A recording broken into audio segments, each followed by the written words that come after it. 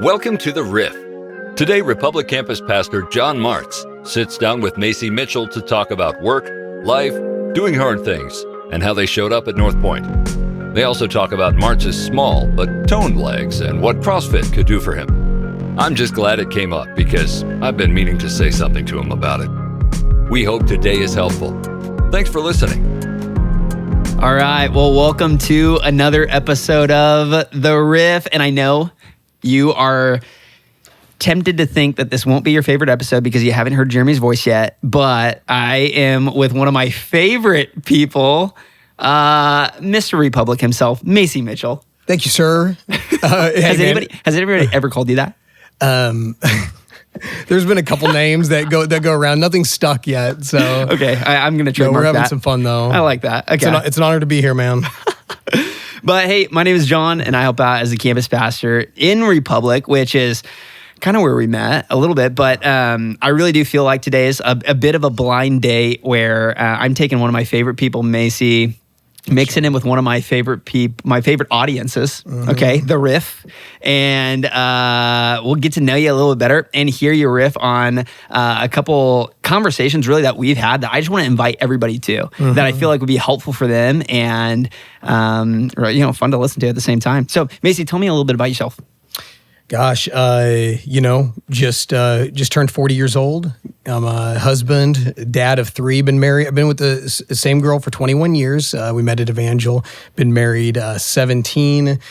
Really, the family is an entrepreneurial family. Grew up humble means, and then we've been extremely successful. So had a kind of a product, the American dream, if you will. Not to sound cliche, and had my chance to start my own business or businesses and whatnot, and had a lot of fun doing that. And then honestly, just very community-oriented, community-driven. I don't want to have any regrets about life and the way we affect others, and I don't want that to take away from my family either. It's like you just want to come alongside. So it's been a pleasure being a part of the 417 area as a whole, Republic specifically, and then getting to know you, Jon, and everyone else involved. So Shucks, I'm yeah. blushing. It's been fun, man. No, tell me a little bit about how you found North Point.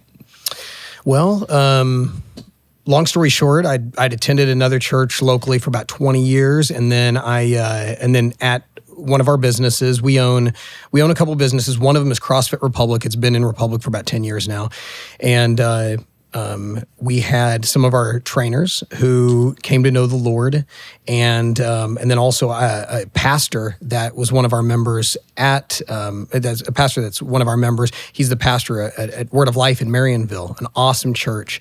And so we switched churches from where we had been and felt like, hey, we needed to go out there and just be a part of that church. We just felt called to it, whether it was being with some of these newly saved friends of ours, or at the same time, just for our own spiritual health. It was just a great place to be and real warm. And then one day, Jen and I, what's funny is you and me were on the phone.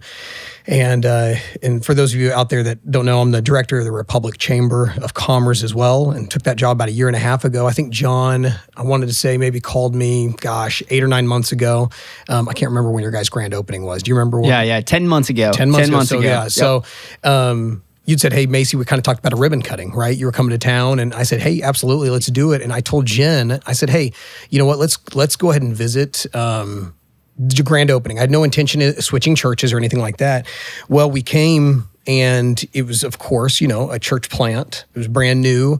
We saw some people that we knew from the community there, met some other people involved, and we just kind of felt the Lord leading us to switch churches. Like we had no intention of it. And I called up the pastor. He's still one of my best buds. And I kind of told him a situation. I said, hey, with Jen on city council, me, the chamber, and everything involved, we just right now just feel led to be in Republic, proper, if you will, because we were traveling to Marionville to go to church. And he's like, Macy, in a lack of better terms, you've got my blessing and stuff like that. We still got great relationship. And so we just thought, okay, let's plant ourselves here at North Point and dig in and be a part of Republic at full capacity, not just part capacity, right? And so that's where it all started. I love it. Well, we jumped through a lot of different things, so let me backtrack a little bit. One, if you're not watching the video version of this, Macy looks like he owns a CrossFit gym, so you're not. And quick question: if I had to work on one part of my physique, I mean, what would you think? I'm just. Don't answer that. Don't answer that. No. Save it. Okay. We'll save it. Okay. We'll save it. Okay. I did notice his legs. when I walked in. People have said that. I got to start wearing pants more often. They look good, man. They look good. They're a tone, but small. Yeah. Whatever. So, but I do want to say, CrossFit gym owner. All-American heating and... No, All-American rental and sales. Okay, All-American rental and sales. Not to be confused with the heating and cooling company. Right. Not to be confused. No, it sounds good. And you lead the Chamber in Republic, which I actually think, yes, Chamber in Republic is the first time we met. And I started drinking the Kool-Aid right away of what you've got going on there. But break down, some of those businesses. What has that been like? What's that journey been like? And, what are some obstacles you've overcome on that? Okay. Well, we'll start off with the family business. So All-American Rental and Sales, some of you out there may have seen the corny commercials. We've been around for 35 years. We're rebranding in a couple markets called All-American Home Rental and Sales, specifically Republic and a couple others. But let me start at the beginning real quick. So we originally are from Oklahoma. We moved up here when I was about 5-6 years old. My dad was a tire builder for BF Goodrich, and we did well. And he got laid off. The whole company, not the whole company, that whole plant got shut down. And so it kind of crippled the economy for a little bit down there in Commerce, Oklahoma, Miami, Oklahoma area. And some of you out there might be familiar with that. And so we took our life savings and we moved up to Springfield because he saw a niche in the market that we're in, All-American Rental and Sales, right? So in 1987, we moved up here. And the business has been 35 years old. So we lived probably on the poverty line, I want to say for a few years. I didn't see much of my dad, but not because he was neglectful, but because he was working 12 or 14-hour days, right? And then my mom was at home with us, putting in the grind as well. Like, she kept the love in the home, right? We were raised in a great house because of that. And they took the sacrifice financially because she did that, and then he was out there grinding. And just watching his consistency, her consistency really spoke to me through all those years to see what it takes to be successful, right? He never thought he was going to fail. Me and him work together every day. Even though I got the CrossFit gym, my home office, the office where I get everything done, is our All-American headquarters. We've got 9 locations, and so one of those locations is where we office at. It's our warehouse. Anyways, me and my dad work together every day. We're best friends, and he's been a great mentor and to me, and a great dad, and my mom's been the same. And so anyways, I watched us in humble means and in a level of poverty where the simple things were, and I've said this before, spitting watermelon seeds so you could spit them the farthest, or, going outside and playing with sticks or whatnot, things that kids nowadays know nothing, they really don't know anything about, not many of them at least. And we try to teach our kids similar principles. Simplicity is huge. All of a sudden, the business started doing really well. And of course, you start moving and building homes or moving into different homes. And all of a sudden, things start getting better. And I saw these principles instilled. We are still come from humble blue collar means. So anyways, I went to college eventually, and we were real involved in sports. I was a collegiate athlete. Track is what paid me the most. I was in basketball and track, and so I did track and whatnot. And once again, it was really good. I love team sports, but I enjoy the individual sport aspect. If you win, it's because of you. If you lose, it's because of you, right? True. And it just all of it falls on you. And I like that. I like that weight. I like that. You can't blame anybody that way, right? And so, that was once again instilled. And so the family business has done well. I go to school. I meet my wife there, and then I'm trying to figure out if I'm going to go in the family business or not. At that point, I was going to go into either marital counselor or physical therapy. I could go both routes depending on what I really, a couple classes, and it would have taken me one or the other. Anyways, she was a social worker, and she decided to go back and possibly get her master's. So I got out in the workforce, decided I wanted to go back and work for myself. So I called up Pops. I said, "Hey man, you got a place for me?" And he said, "Let's go." And so, we've turned it into even more successful than it already was, with his same principles and with those same principles that I grew up with. And from there, I built my own business as well down the road with about 30 staff, and it's done well. And then the director of operations, director of Chamber of Commerce opened up. And I thought, oh my goodness, I've never been a part of a Chamber of Commerce. Matter of fact, it sounds really boring. Yeah, and I'm not gonna lie. When I almost didn't hop on the chamber because I'm like, I don't think this is gonna be like, this is a lunch that I'm gonna have to decide whether or not I'm gonna go to each month. Right. And but it has been the exact opposite. That's cool, man. Well, and here's the thing: is I'm not saying that if you haven't been a business owner, that you should or shouldn't be running a chamber or whatnot. That's beside the point. But the reason I was never a part of a chamber of commerce, which some would look at like, okay, that's a big networking group, right? That's where you rub elbows with other influencers, et cetera. I looked at it like, this is my opportunity to push and advocate for the American dream in all these people who had maybe never had that advocate walk beside them. And so immediately I flipped the benefits, I changed things, and I said, you know what, we have got to essentially awaken a sleeping giant. So I talked to the school system, talked to the city, talked to the non-for-profit leaders, talked to the faith community and the private sector, even, the old guy who's been changing oil for 30 years, wondering if his job's important and making him feel important, because guess what? That's how I grew up too. And I will forever push and the Lord has blessed us with an amazing DNA and an amazing human spirit that is truly inconquerable if we put our mind to it. And I see this in everybody. I see their potential in so many people. And all I've had to do is help pluck that out of them. And so what we've done now is created a chamber where it's super attractive, super boring name. But guess what? It's not known for that. It's known for the energy and the noise it has. And not because of me. All I did was take everyone's human spirit that they had and say, hey, you've got something to offer. And all of a sudden they realize, hey, I've got something to offer. All of a sudden they realize that they're the golden gooses, not the people serving in government, not this person over here, not this person making decisions, but the people out there creating jobs and that are up at 2 a.m. in the morning, looking at a profit and loss, taking all the risk with their kid on their lap, trying to get them back to bed. I mean, the blood, sweat, and tears, the people that are laboring underground to create streets and create our cities. This is the real deal stuff that people take for granted. We live in a time of, and I know I'm just going on and on here, John. You need to shut me down if you need to. But I got to be honest with you. I mean, we live in a time of prosperity, and that's why you look out in culture right now and you see confusion. No one, what is the term? Not weak times, good times create weak men, right? And that's what's going on right now, because hard times create strong men.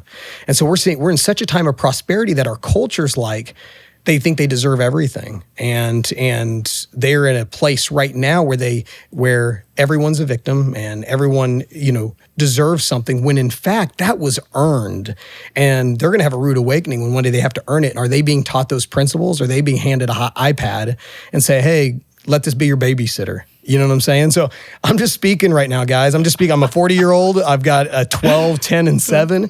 And I'm just trying to raise contributors to society right now. Let's go. Well, I love one of the things I noticed right away from the chamber and just from hearing you talk was the way that you bring unity to even competitors, right? Where you've got a chamber, you're supporting all these different, right? I mean, everybody's got an agenda, right? But from the forefront, you've mentioned, what a better experience this is going to be if we're a unified front that is making this community 100%. better. Right. And I've seen that work into your businesses as we go do things in the community.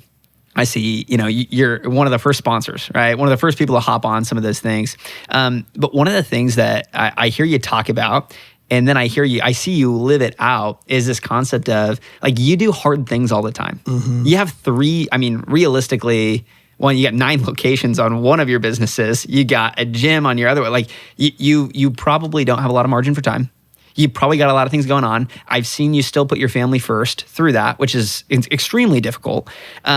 And we've had some conversations ourselves just about this concept of doing hard things. You're like, man, like doing hard things, it creates a strong man, right? So tell me a little bit more about that. Riff on that for a bit if you can. Well, let's see where I want to go with this. There's a few different directions.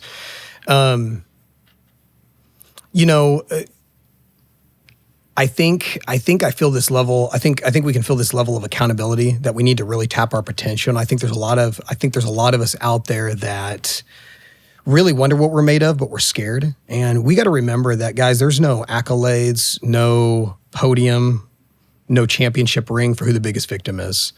Where all the glory is and all the prestige and all the honor is where people who conquer hard things. Okay. So if you want something, you have to go get it. And if you don't know where to start, I don't want to get into a whole difference, but you have to have discipline in your life. You have to have a routine in your life. You've got to focus on these things to get over these hard times. Now, there's the difference between, and I've said this before to other people, there's a difference between average performers and elite performers in life. There's the average performer waits for that motivational song, that inspirational quote to say, oh, I'm going to go get it. But the elite performer gets up in the morning, and even though they know they're going to have a day that's full of the mundane, and they may be grumbling, they still put their shoes on and they still go do the job because they're committed to the goal. They're committed to the goal. Those who function the best in the mundane, take advantage of the mundane, are the ones that are going to win. Now, I guess the question is, some people are like, hey, how do you get started? How do you truly conquer hard things? I got to be honest with you. A lot of it too is we know there's a mental game that goes on. It's hard to push through mentally, no matter what your background is. How do I take those steps? Where do I get it? The devil, guys, is prowling harder than ever, looking to devour right now. And his lies are his weapons, and we cannot fall for it, okay? Now, we all know that life's hard. The rain, just like the word says, the rain falls on the just and the unjust. But remember, the Lord then says, hey, but I've overcome the world. So there may be trouble in the world, but I've overcome it. So we definitely have to hinge on our faith more than anything. I gotta be honest. So much of conquering hard things is through supernatural health, through supernatural help, right? Where is your walk with the Lord right now? Now, He has set us up with amazing mindsets, amazing DNA, amazing opportunities. But if we're not zeroed in on our relationship with Him, we're never going to see those things. We're not going to know it when it hits us. There's a lot of great opportunities out there. It doesn't mean walk through every one of them. But if you're constantly walking with the Lord and hard things arrive, you're going to walk through certain doors that make sense because of His guidance, not your own. And that's a safe place. That's the place you want to be, but you got to be there by walking with Him. Now, do you have to pray about every little decision? I'm a firm believer in, if you're sticking in His word and you're marching in victory, things are going to come where you can be extremely decisive and you can make those moves right then and there because the Holy Spirit's right there. Just, yep, go this way, go this way, go this way. And I think the Lord takes pleasure and smiles in that and looks at that. So anyways, I don't know if I went off pattern there, but we can keep hitting on, absolutely, man. Well, I love, one of the things I've seen you live out too is it's the small things that matter, sure. When I've seen the way you parent, when I've seen, just the way that you handle things at the chamber. I think a lot of times we think our life is, that beach trip we took to Jamaica or something like that, where it's like, no, your life is right. The way your kids and your wife greets you at the door, right? Your life is that conversation that you had over lunch. Your life is maybe the 8 hours a week that you deal with somebody else's right. problems. Like it's how do you handle those things and what are your response to those things? So tell me this. I know you've encountered adversity. I know that you've encountered, right, mundane things that Mm-hmm. Matter. How do you wake up and you're like, okay, I got to bring purpose to this? It's just what we're called to do. If we truly want to live a life for the Lord and we have the Lord in our hearts, we are going to have to bear fruit. And bear fruit is not being a sluggard. It's not being lazy. It's not just talking. It's not just raising awareness for things. It is doing. One of my favorite slogans, or one that I really have to live by or focus on living by, is action over words. Guys, we live in a culture and in a society that all they want to do is talk. All people want to do is complain on social media. Stop talking and start doing. Be a church that moves and shakes. what is it? In 1 Corinthians 13:11, when I was a child, I talked like a child, I thought like a child, I reasoned like a child. When I became a man, I put the ways of childhood behind me. It's time to put away childish things. It's time to stretch, grow, fail, learn, and then not to mention surround yourself with good people, right? Excited, inspired, grateful people. Leave others behind. If it's friends and if it's some family and they're dragging you down and they're poison and it's toxic to what's going on in your life, you've got to leave it behind. But like I said, action over words. If you're bearing fruit from the Lord, then naturally this is going to come out of you. And people are going to ask, oh my goodness, this person's different. Let's talk to the men for a second. I'm a guy and I see what's going on in society right now. You turn on the TV and you see these sitcoms where the man is the rear or the butt of all jokes. They're considered the weak. The kids are making fun of them. They don't respect them. The wife doesn't respect them. It makes men look weak. This can't be you out there. You cannot take on that stereotype. That's not you. That's not your stigma. There's nice guys and there's good men. Nice guys are passive-aggressive, emotional, no core values, backstabbers, not good husbands, not protectors and providers. But then you've got good men, right? Good men are excited servants, confident, competent men who'll stand in the gap, run to the fire, be the warrior in the garden instead of a gardener in a war, and read the word to their family at the end of the night. They'll let the kids play on them. They'll roughhouse and they'll do the sensitive things that they need to. They'll give their wife words of affirmation and praise them as well. And it's a happy house. But that's real men, and that's what we have to do. Do not merely listen to the word and so deceive yourselves. Do what it says. Men, we've got to step up. Keep your head in the word. As more than any other time in history. Not that it's not important any other time in history, but right now we've got to stand strong and raise our families the right way. So, well, tell me this: what are some muscles that you've flexed to stay disciplined in some of those core values that you've got for your family and your businesses? And I'm like, well, what are some of those muscles you had to flex to be able to do that? Because man, it does seem like hard work. When you talk about it, I'm like, whew, I'm getting tired, right? Right. You feel it, and you're like, man, I can't wait for motivation to be able to move on something that God has placed in my heart. Right. I've got to go before I've got all the answers. Mm-hmm. And I know you've done that in business. I know you've done that in lots of different ways. So, give me some helpful tips that you've utilized to be able to do that in your life. You know what? One of the biggest motivators is just looking at people around you and culture and realizing that where they're trapped, like seeing other people that are trapped in their own mind and in their own mental state, and realizing that they're not tapping their own potential. And then, let me reverse. Let me backtrack. Self-reflection. Let's just be real. So where I was going with that, without realizing it, was when you look around at other people and you see, hey, I've got this person struggling around me or this or that, and you're like, man, I don't want to be in that same place that they're at. That they're not happy. They're they maybe need help in this and that, and you're like, I don't want to be there either. You know what I'm saying? And so you look at yourself and you have a chance to self-reflect and you have a chance to have some self-awareness. I think it's important and that's one thing I do is I reflect a lot on what I have. Gratefulness, I'm going to say, is at the core of it all. Like, you need to be grateful for everything you have. And then you need to self-reflect on who you are and how you're handling things. And then, I don't really know where to take it outside of that. I will say this. So after we self-reflect, then what we need to do is look at tapping our full potential. If we're not going to bed exhausted every night, and I don't mean going to bed exhausted because we've been watching, binging on a Netflix series. I mean going to bed exhausted because when we did our job 100%, when we went and exercised and we gave it 100%, when we took our wife out and did 100%, and then when we come home and we're playing with our kids, we're 100%. Why would I be 100% at my job and then come home and be 60% for my kids, right? Why even bother having kids if you're going to be 60%, right? Let's be real out there. Like if there's anything that's the most important thing you can do is it's raise the right house. I mean, like what Mother Teresa, I think, quoted, oh gosh, what is it? if you want to change the world, go home and love your family. And she was not kidding, guys. If your kids need you, and guess what?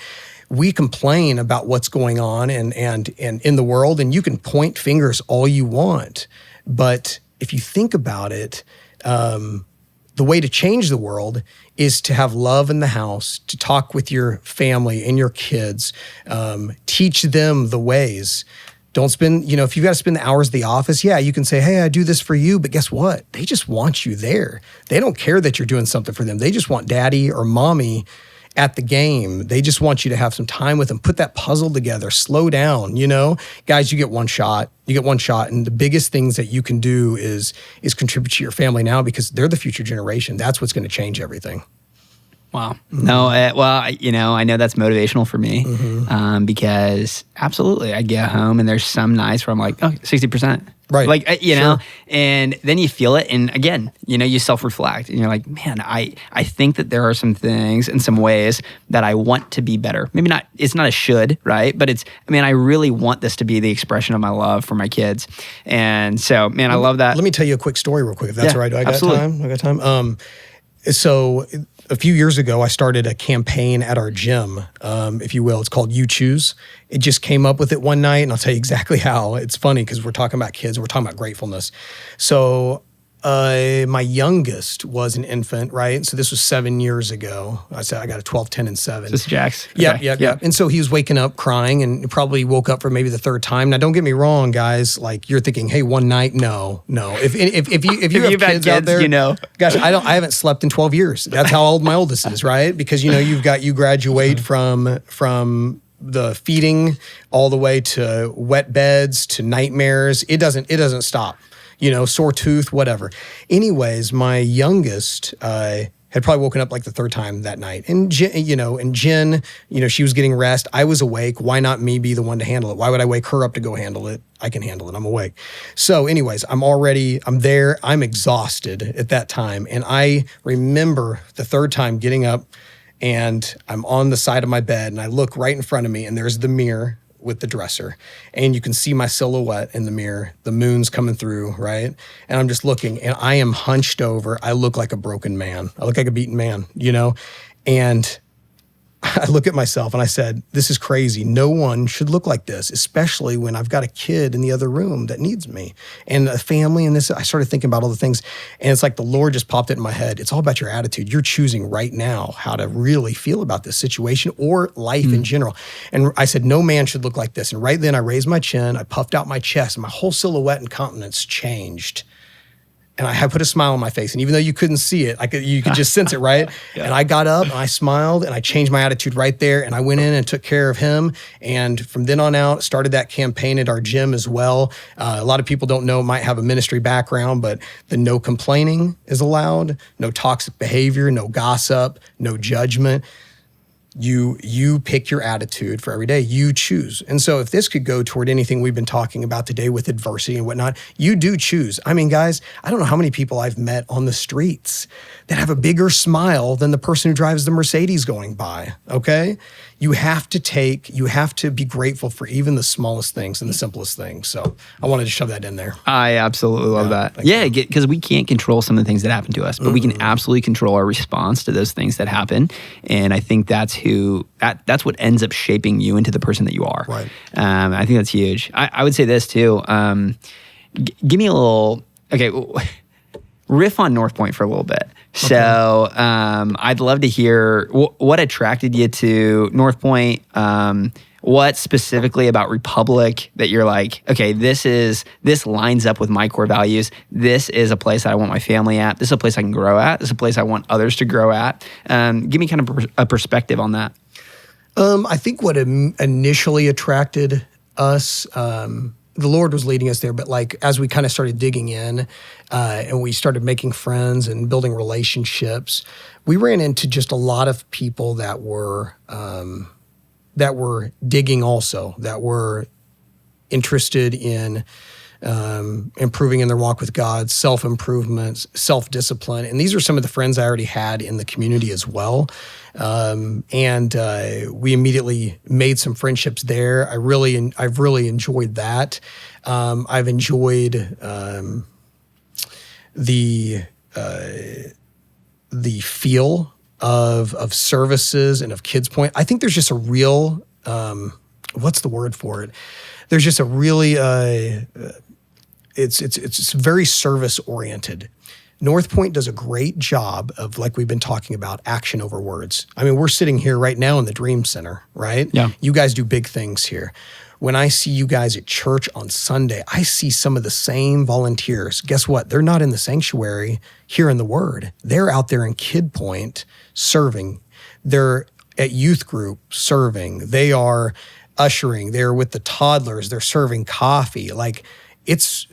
I don't know if I've seen, so much serving in one place with a smile. It's been really cool to see. It does my heart good, and I feel like, honestly, Jen and I have our own feelings of ministry, our own ways of ministry with what we do outside of the Absolutely. church. Now, some people will be like, hey, you always need to be involved in your church and volunteering. And hey, I agree to a point. And then I also think that sometimes if you don't have anything left in your cup, when you get there, that's where this has been really nice for us. Like, anyone I'm talking to out there, hey, get involved in the church. Don't try your best not to have any kind of excuse. They need you. North Point needs you. We need you.